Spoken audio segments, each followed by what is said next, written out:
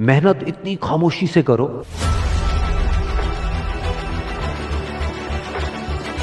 कि कामयाबी शोर मचा दे।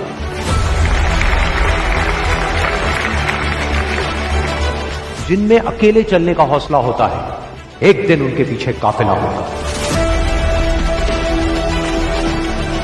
कामयाब लोग अपने फैसले से दुनिया बदल देते हैं, जबकि नाकामयाब लोग दुनिया के डर से अपने फैसले बदल देते हैं। जिससे किसी को उम्मीद नहीं होती, अक्सर वही लोग कमाल करते हैं।